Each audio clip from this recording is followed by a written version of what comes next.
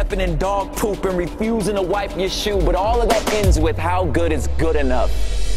Take your silly list of good deeds and line them up against perfection, good luck. That's life past your pay grade. The cost of your soul, you ain't got a big enough piggy bank, but you could give it a shot. But I suggest you throw away the list, because even your good acts are an extension of your selfishness. But here's where it gets interesting. I hope you're closely listening. Please don't get it twisted. It's what makes our faith unique. Here's what God says is part A of the gospel. You can't fix yourself. Quit trying. It's impossible. Sin brings death.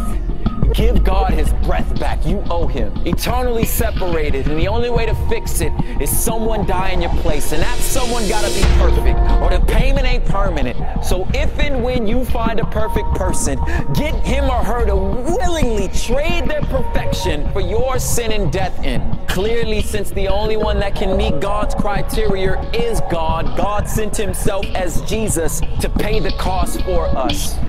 His righteousness, his death, functions as payment. Yes, payment. Wrote a check with his life, but at the resurrection we all cheered, because that means the check cleared. Pierced feet, pierced hands, blood-stained son of man, fullness, forgiveness, free passage into the promised land. That same breath that God breathed into us, God gave up to redeem us. And anyone and everyone, and by everyone I mean everyone, who puts their faith and trust in him, and him alone, can stand in full confidence of God's forgiveness. And here's what the promise